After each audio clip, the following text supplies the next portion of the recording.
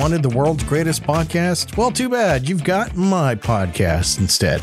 The You're Not My Father podcast with your host, Thomas Greenman. Who's that guy? That's me. And today we're talking about all the busy travels and crazy things that have been going on in Anchorage, Alaska, and parts beyond. So let's jump right into it. So where we left you last time was, it was November-ish, around that point in time. So a lot of things happened. I went to San Diego. I went and saw the San Diego Maritime Museum. I got to go on board the HMS Surprise, which is really the HMS Rose, which is the boat they filmed Master and Commander on, with Russell Crowe. You may know that guy. He's from Australia. He was in Gladiator, Master and Commander, and a few other things that you probably have seen. And if you didn't know, I'm a nautical history buff of some sort. I've got tons of books and naval things laying around my house. So it was pretty much a big deal for me. That movie really resonated with me a lot. So much so that I read all 20 some odd of those books in that series. So yeah. And then I dived into the C.S. Forester Hornblower series. And I think I went on like a 2-year reading frenzy, knowledge deep dive on all things nautical. It's not to say that I didn't already have some of that in my background. But yeah, it was pretty interesting. I loved that period of history. But the movie really resonated with me. I already said that.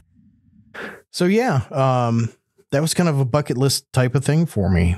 I got to go to San Diego again. It was my second time there and had a pretty good time.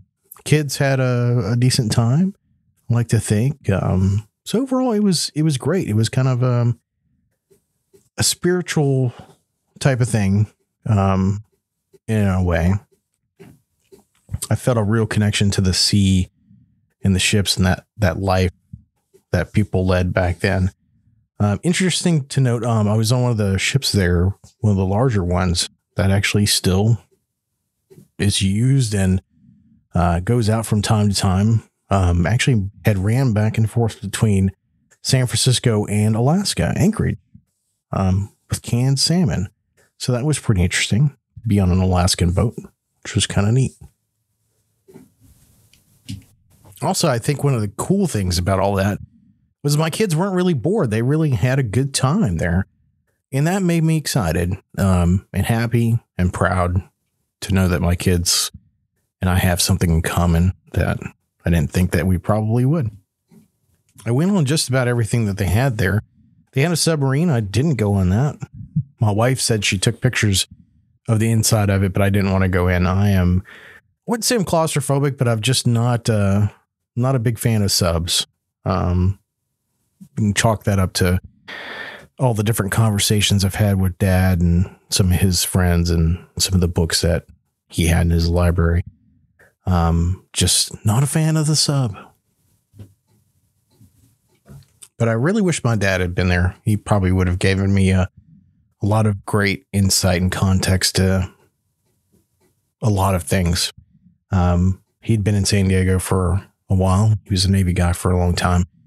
Been on lots of boats, subs, other stuff. So he was definitely missed. San Diego is really beautiful, really warm. A vast change from what we have in Anchorage. I was going to say Anchorage. And about the time we got back, we'd had some snow, quite a bit of snow, actually. And wouldn't you know it, that snow shovel thing that I was talking to you about, really cool. My kids really kind of enjoyed it. I get it. And we're having some problems with our heater. So I get somebody to come out and take a look at it. And just as they're wrapping things up and I'm talking to him, I hear Conan hollering and screaming his way through the house. And he fell down on the ice and his chin was bleeding. And so I've had, I fell down and busted my chin before, and it wasn't that big a deal. And, so pay the guy, go on. I go upstairs and I'm like, okay, I'll take care of this. I get out my med bag and I'm taking a look, and as I'm cleaning away the blood, I noticed that it's a pretty big laceration. Whatever hit him kind of punctured his chin. So, yeah, I was like, well, I need to get this situated, cleaned out, and get him somewhere where he can get proper medical attention. And I'm laughing because it kind of echoes something that happened to me. I think it was in second grade the last time something like this happened. And I was running to lunch, and back when we had metal lunch boxes, some kid comes up from behind and pushes me as I'm running, and I fall and land on my lunchbox, and I gashed my chin open pretty bad. Now, we didn't have cell phones back then. I wasn't taking pictures of it. But needless to say, my dad picks me up from work. He takes me home. He washes it out. He sews me up right there on the coffee table in the living room and sends me back to school with 30 minutes left. And, I wouldn't say I hated him, but I've definitely kind of been mad at him for doing that. And, I was telling my stepmother about this thing going on with Conan, and she told me, she was like, he probably had to get off work and he probably had to go back. And that's probably why he did it, because you were just going to be at home by yourself. And, but anyway, this happening to Conan, I was just like, I am not going to do this myself. I could, but I'm not.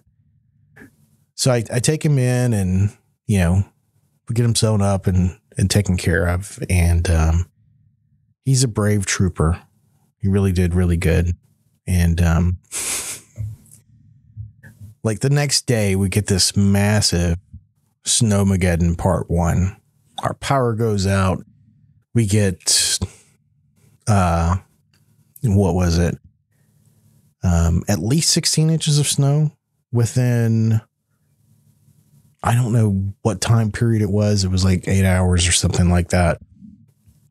We didn't have power for like a whole day. Yeah. So between November 5th and November 9th, we got 20.5 inches. It's a lot of snow, people. So we spent all this time getting stuff cleared out. And a few days into it, so Conan got his stitches done on, I think it was a Monday, and he's supposed to get them on Friday. On, I think, Tuesday or Wednesday night, he starts taking out his own stitches. And I'm like, what? And Julie she goes off on him. And I'm like, look, okay, how about you take a break? I'll take care of this. So I had some steri strips, and I kind of put it back together, and he's looking pretty good. And then a few days later go by, and we have yet another massive snowstorm, and we have to clean up for that. And yeah, so I think probably within like 10 days, we had several feet of snow, crazy amounts. So much so that if Conan jumped off the back porch into the snow, he would have just disappeared. And I think he's like 4 foot. So you do the math, somewhere around there. And so just about now, the roads are finally starting to get cleaned up. So this is like a month later, which has also been a big point of contention in city politics. But we'll steer away from the politics aspect of it. But it's been a pretty trying time. What else? We put up a Christmas tree this year, which is new for us. As far as our family goes, we've never put up a Christmas tree. So that was kind of beautiful. And interesting all the same. We had Thanksgiving, which was good. I gave out most of the food that I could. In doing that, it's like, hey, here's a to-go box. Here, you need to take more food home with you. And I wish we could have had more people over. And I tried, but I think everything worked out really well. Everything the way that God wanted it to happen. And I grew to hate UPS. Yeah, I'm not a fan of UPS. And let's see what else. For some reason I thought this was going to be a ton of stuff. But yes and no. I did get a new guitar. It seems like the one thing I kind of splurge on, so to speak, is guitars. And that's been kind of more of a recent thing. So what guitar did I get? I got a 1950s Les Paul. Now, just for the record, I didn't get an actual 1950s Les Paul. But Gibson USA makes these newer model guitars that are based off of 50 specs. And I found one that I really, really liked and I really wanted. And I am super excited by it. And I told my wife, I was like, I've wanted one of these since I was like 13. And I probably, I have these notebooks that I have kept from high school, where I'd write music and songs and poetry and other gibberish and some of my art. I haven't looked at any of that stuff in quite a while. But, I was drawing this type of guitar and who was playing this guitar, and it was Slash from Guns N' Roses. And I've been a big fan of Guns N' Roses ever since I was, 12 or 13. I listened to, I think it was the single for the big one, Sweet Child of Mine. And then the back of it had It's So Easy. And it had cursing in it. And to my 13 or 12-year-old brain, I was like, this is awesome. Because what little boy, most little boys go to school and, they learn to cuss, and maybe they get it from their fathers or other stuff. And, at least in that point in time, that's kind of the way it was. And we use curse words as cooling enhancements. When I say cooling enhancements, you would enhance your speech, and therefore you'd be cool by using these words. I'm not saying that that's what you need to do nowadays, but that's just the truth. And so this song had all this cursing, but still had really good music. And I was just like, wow, this is awesome. So that started this journey of mine with this guitar of an older style Les Paul. And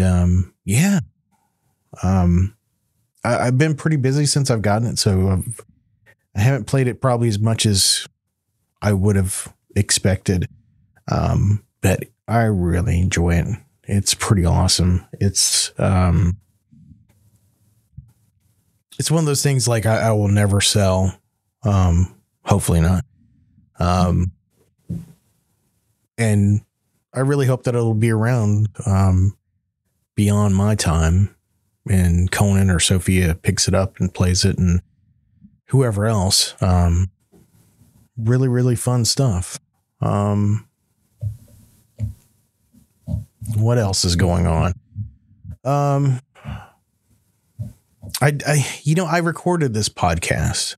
I recorded this podcast once before, several weeks ago. I watched this movie, and oh man, I can't remember the exact name of it. Let me look it up. It's called Show Me the Father. And so it's a Christian documentary film. I don't typically watch these types of shows. But this was one I watched with a group of men from my church.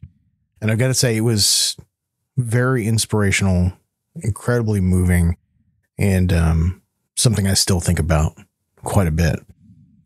And so basically, I'm just kind of paraphrasing some things that I'm reading from the internet, but it covers fatherhood stories of good fathers absent fathers and abusive fathers. It also chronicles an adoption of one of the filmmaker's daughters from China and the blessings that the brothers' fathers pronounced for them at their respective weddings. So it's really great stories about the topics of fatherhood, adoption, and sonship. I've never really heard that word before, sonship, but everybody that's featured in this documentary is telling their stories of fatherhood, which really kind of goes hand in hand with my show. I just wish I had access to more people that would could tell me their stories, which is something I hope to get back to doing. But as is, it's mostly me. But one of the producers went on record and said, "We want people to learn how to relate to God as the perfect father that they've always wanted and longed for, but never had. The fatherhood of God was designed for God creating fatherhood on earth. All the roles that dad is supposed to play on earth come from God's roles in our lives." And so this is a great movie. I highly encourage you to watch it. It was incredibly moving and motivating for me. And there's been a lot of things kind of going on in my mind that this movie brought up. One of the things is adoption. I felt like we've been really, really blessed, and we have 2 kids, although technically I have 3 kids, but 2 kids in my family. And I feel like, well, I know that it's probably not a good idea for me and Julie to have another child. I mean, we're getting older, and it would probably be unsafe.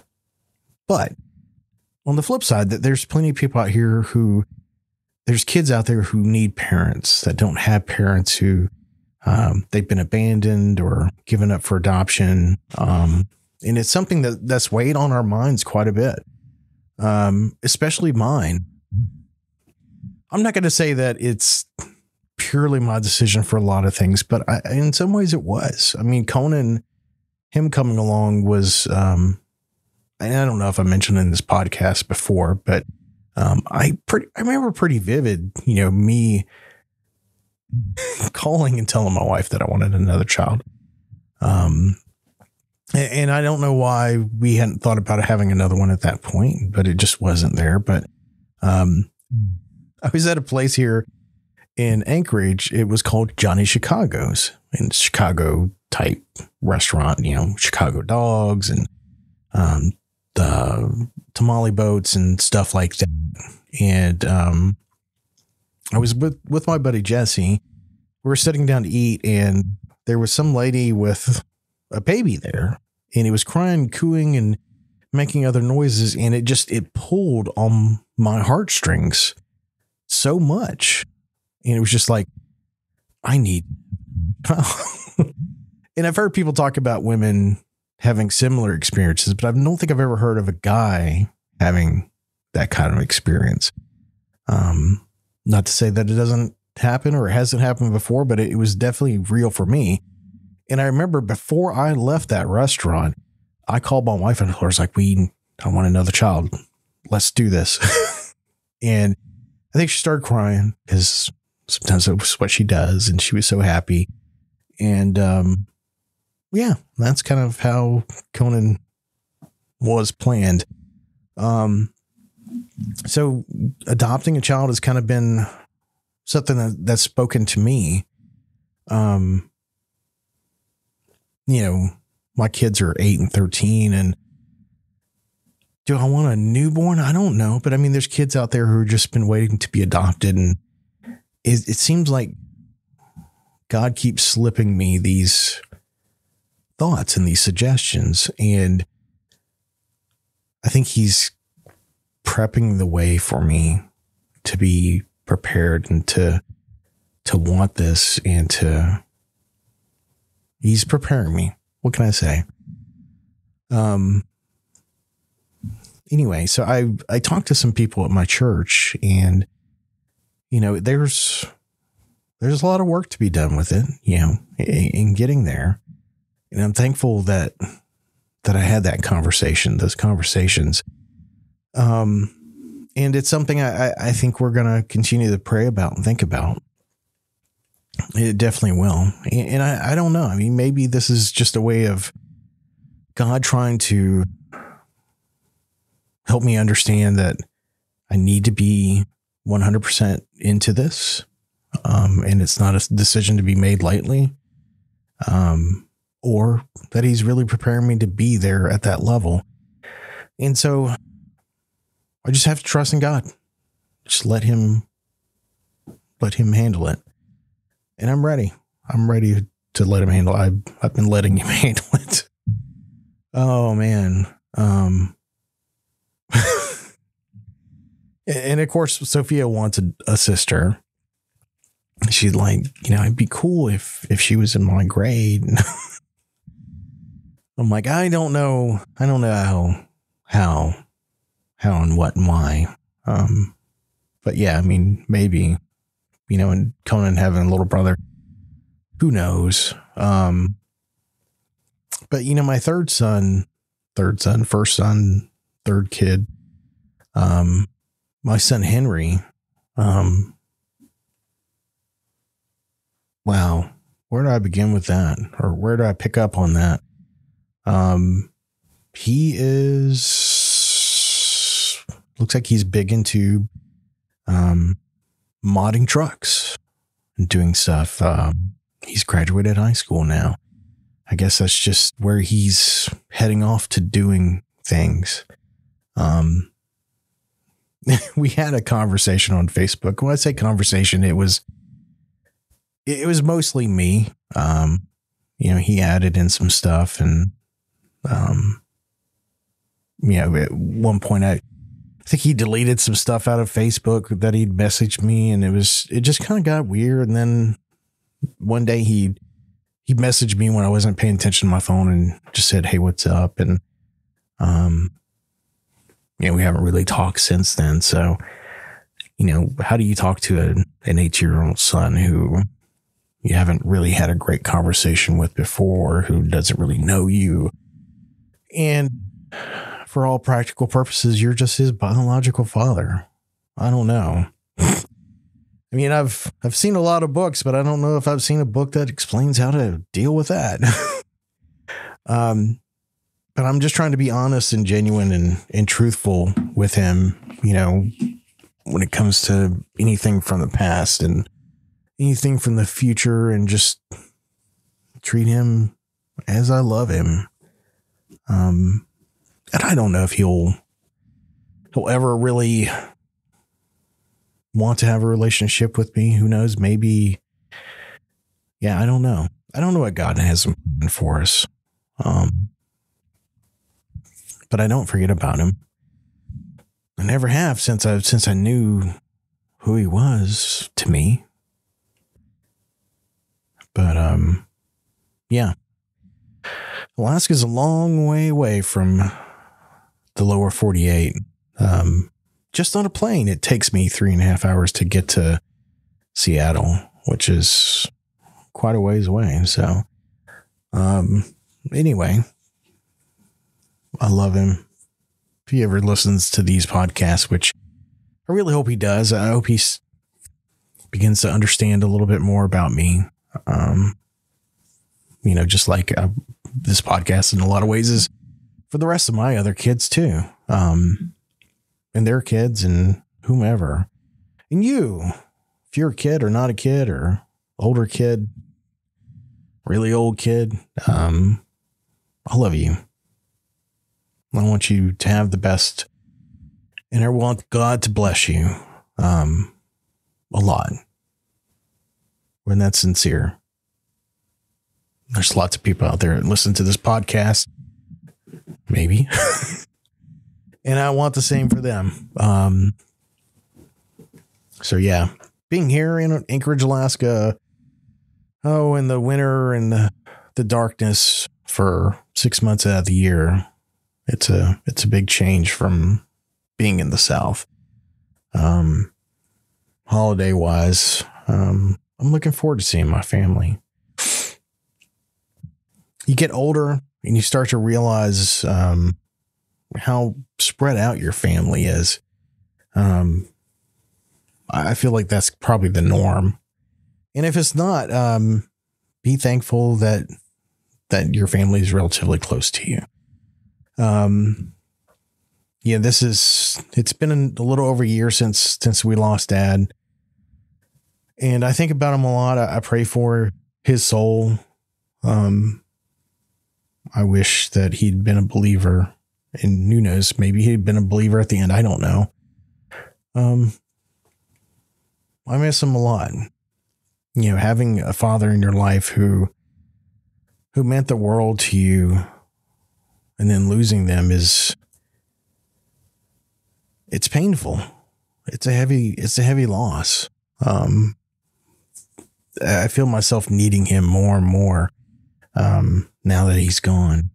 But we do have a perfect Father in heaven, and I talk to him a lot. And it's something you should too. But it's not to say that your human father, your father on this earth, isn't good enough. Not at all. But I miss him. I miss him a lot. And it makes me want to do more for my kids. And sometimes that's hard. And I feel like maybe that's something that we can respect God even more, is all the things he has to do, and he still chooses to love us and bless us and take care of us. You know, as a father, I struggle with the day-to-day in being a good father. And let's face it, sometimes I think we're all happy that some days things stay the status quo. That, you know, maybe we didn't grow as a family, and maybe we didn't fall behind as a family, and things just kind of stayed the same. And sometimes I think that's a win. And you know what? I think it's okay to think that it's a win. Yeah. So I think this episode's over. We're approaching like 30 minutes here, and I'm kind of spinning my tires. So, I wish you a happy holidays, Merry Christmas, whatever holiday you enjoy, Passover, Christmas, Hanukkah. Did I say Passover? Oh man, I must be tired. Whatever holiday you enjoy this holiday season, I hope it's amazing. Hope God blesses you and your family. Yeah. I don't know if I'll record another podcast before the end of this year. I am going to be pretty busy. So if you don't hear from me by then, be good, be safe, be blessed. Believe in Christ. Love your family. Love your father, no matter where he is. Love your kids. And more importantly, love yourself. Believe in you. You've got to be a strong person to take care of other people. So work on it. It's not hard. It's okay. Every day, just a little bit more. You can wake up. You can do a little bit. You can enjoy life. End your day relaxed and at peace. Move on the next day, taking a little bit more. Think about it as a wall. You're building it one brick at a time, one day at a time. Oh man. So that's it for the show for me. 30 minutes in. There you go. Any other words of wisdom do I have? Not really. Just be prepared wherever you go. be prepared, because wherever you go, there you are. Have a great one. Enjoy.